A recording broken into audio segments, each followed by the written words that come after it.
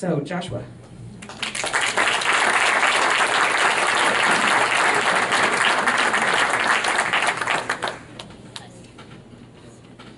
Thank you, Judy. I think we can say our Pax Christi group at Catholic U was small, but somewhat mighty.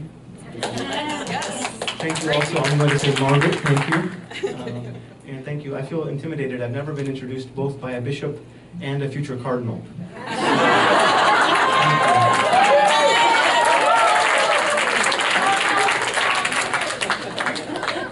Thank you for having me. It's a real pleasure to be with you. Can you hear or no? No. How about this? Is that better? Yes. I'll try to speak close to the microphone. How about that? No, thank you for having me. It's my first time in DC since 2015, so it's wonderful to have a homecoming and to see so many friendly faces. So thank you for having me. So essentially, I want to offer about 20 minutes worth of thoughts, and then we can have a good time to answer questions. But what I want to focus on overall is the pace of change under Pope Francis. I've been living in Rome since 2014, so I've been able to see a lot of it up close. I sometimes refer to it as kind of the slow pulse of change. I won't be able to touch all of the recent news events, but we can talk about more of them in the discussion afterwards. My basic overall thought at this point is that at about 5.5 years into the pontificate, Pope Francis has done a rather large number of things, but the pace of the work is quite inconsistent.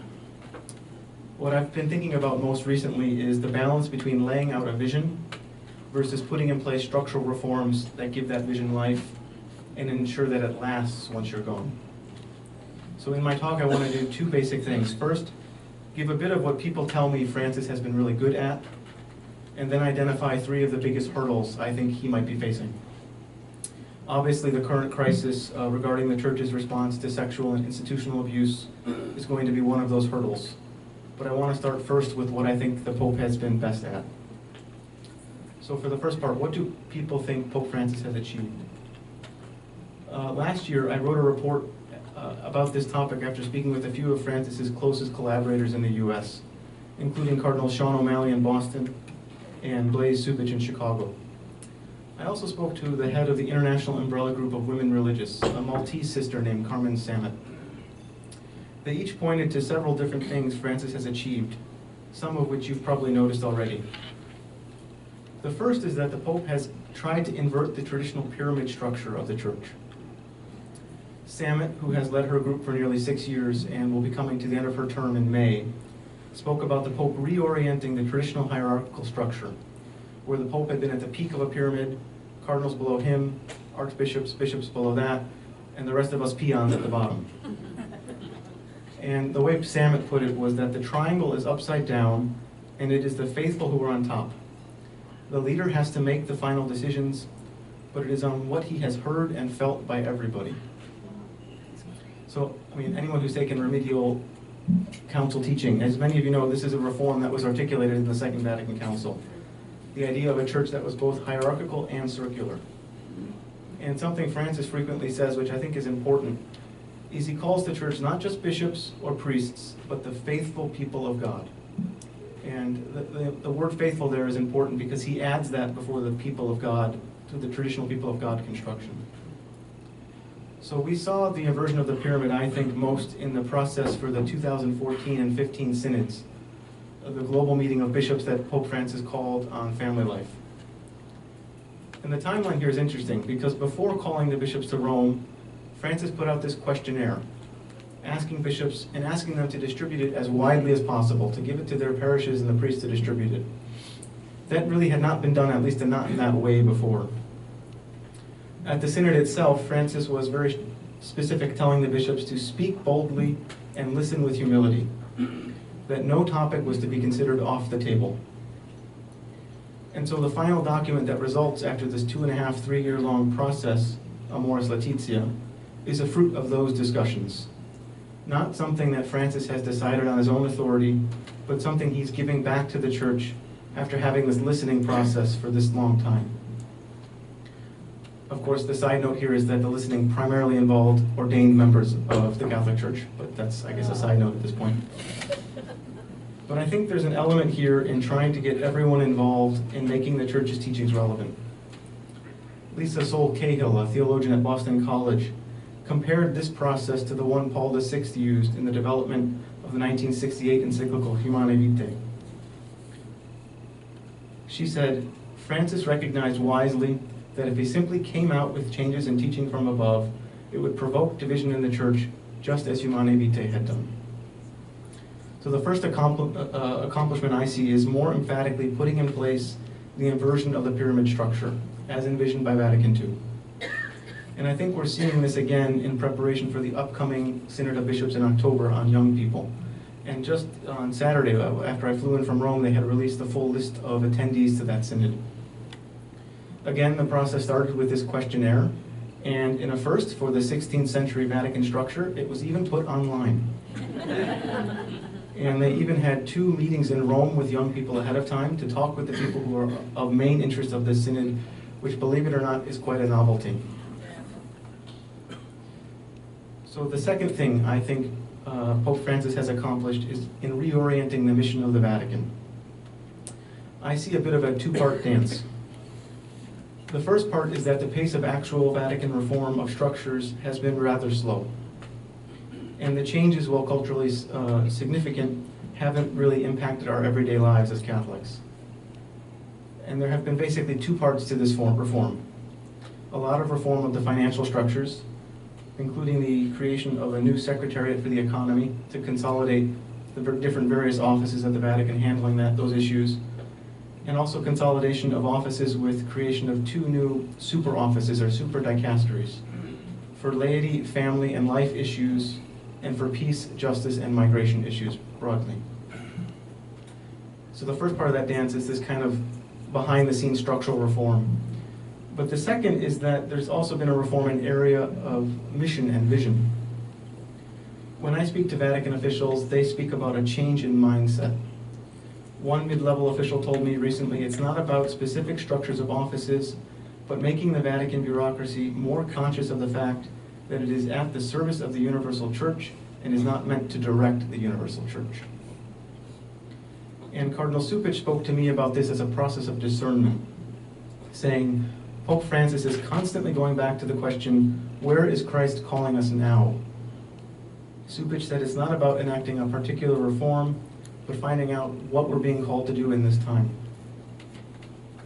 And I think a large part of this mission and vision change can be seen in the work going on, and work going on that doesn't get so much notice, I think, in the US, and that's with Cardinal Peter Turkson's dicastery, which is now the dicastery for promoting integral human development.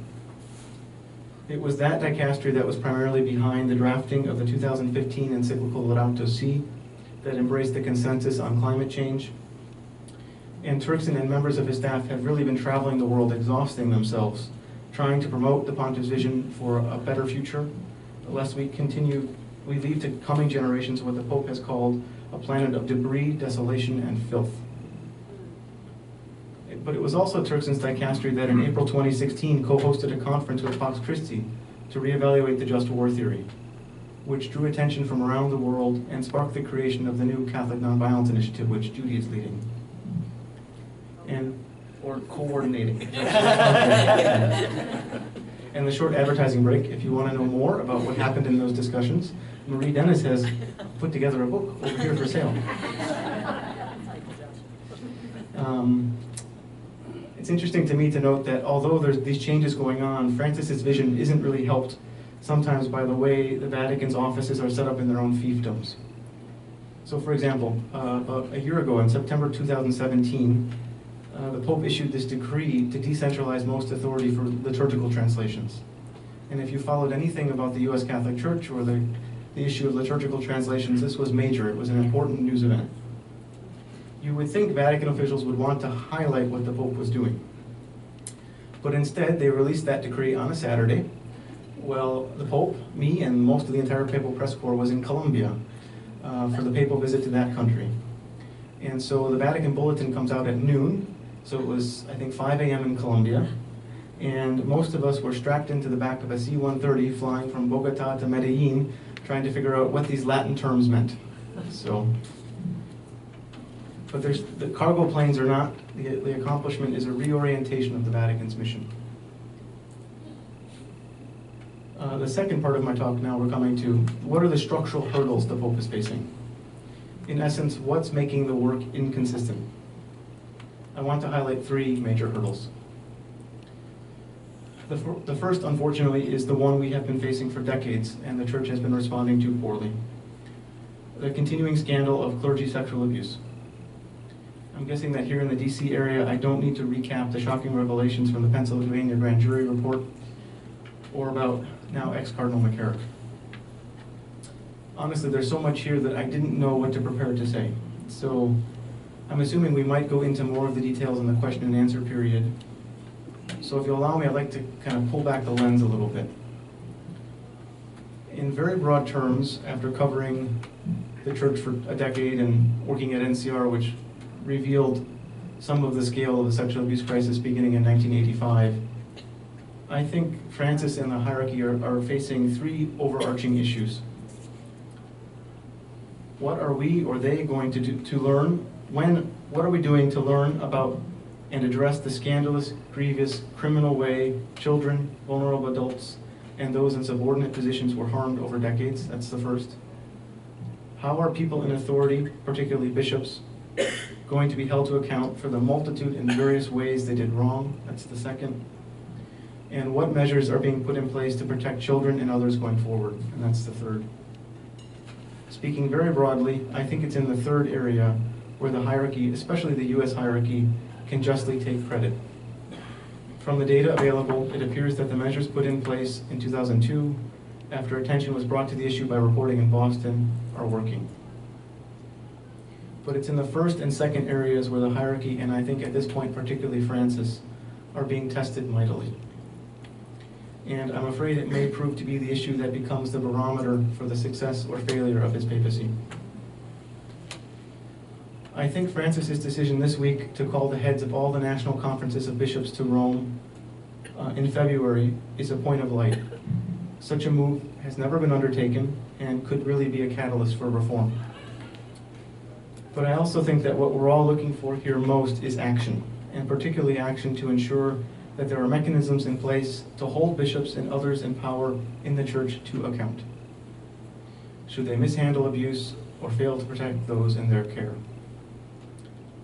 I listen most here to Marie Collins, an Irish abuse survivor who was a member of the Pope's Advisory Commission on Clergy Sexual Abuse until she resigned in March 2017, citing frustration with the Vatican's slowness in implementing their recommendations, even when Francis had approved them and asked them to be implemented.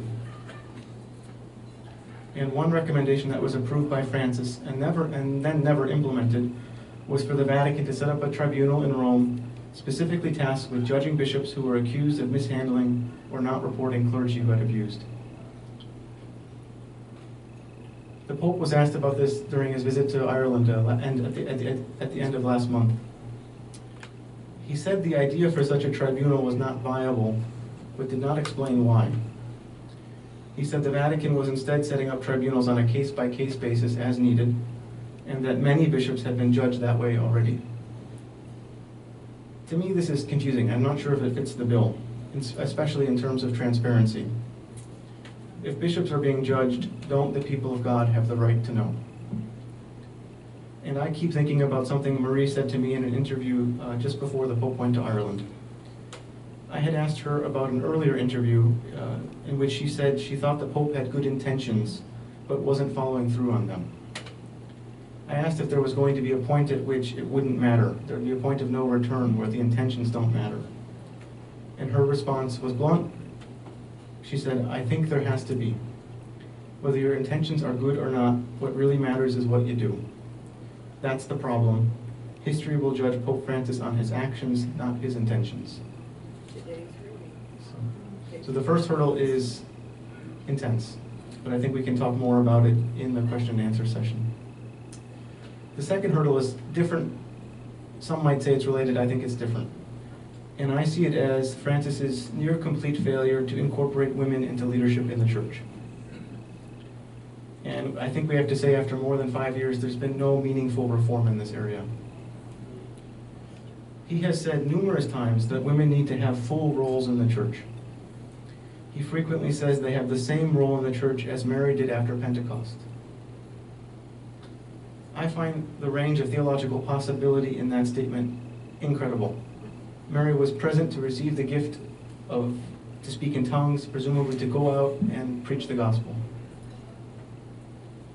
But the numbers of women at management level position inside Vatican structures doesn't indicate the Pope is fond of putting women in places of authority.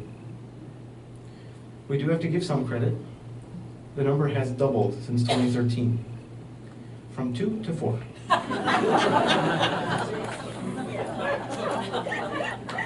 So the newest appointed women in undersecretary roles are Drs. Linda Ghisoni and Gabriele Gambino, who are undersecretaries for Cardinal Kevin Farrell at the new dicastery for laity, family, and life.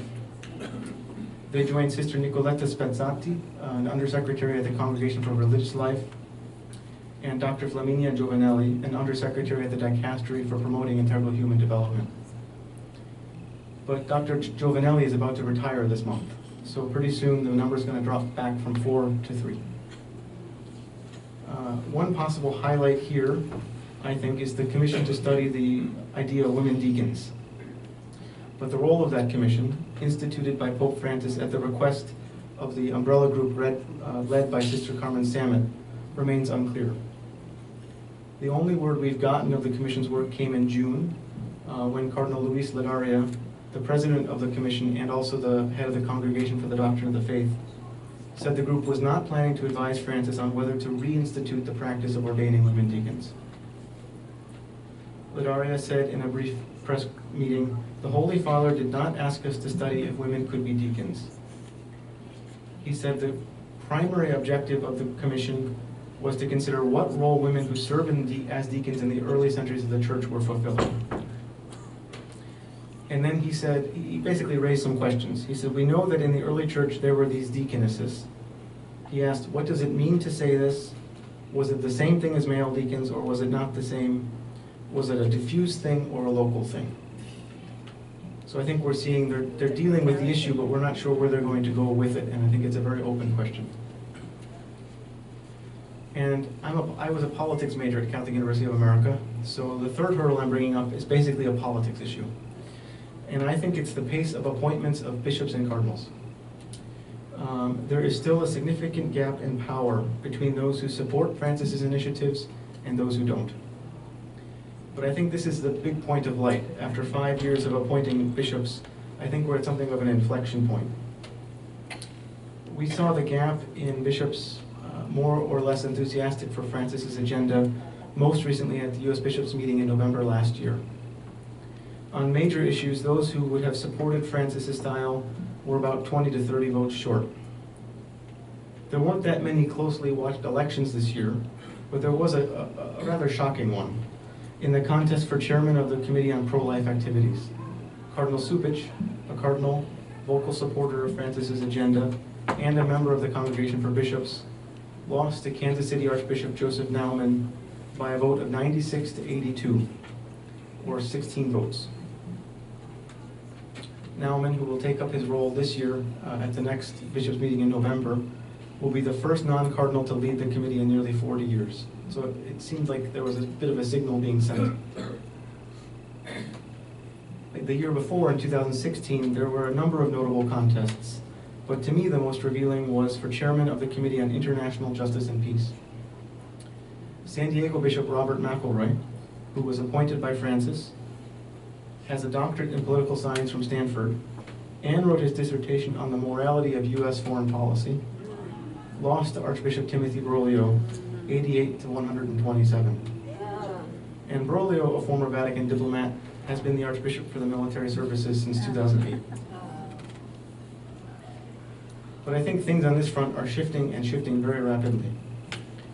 Since the 2016 bishops' meeting, so since about 2 years ago, Francis has appointed 20 new U.S. bishops in places across a wide swath of the country. 5 of those were made so far this year, 15 in 2017. And interestingly, there are 4 empty dioceses now in the U.S. where the Pope has the chance to appoint a new bishop. There are 5 bishops currently at the retirement age of 75, and in 2019, 11 more will be turning that age. So summing up the numbers, Francis has appointed 20 new U.S. bishops in the past 2 years, and we'll have about 20 more to appoint to fill the current openings and to replace those retiring. And if you call back to your mind, Supich lost his election at the 2017 bishops' meeting by 16 votes. And there's another turning point on this issue coming. Canadian Cardinal Mark Ouellette, who leads the Vatican's Congregation for Bishops, turns 75 next June. That's when a bishop is required to submit their resignation, and it's up to the Pope to decide whether to accept it. This would be a pivotal appointment, as the head of the congregation has significant voice in helping the Pope decide which priests to appoint as bishops around the world.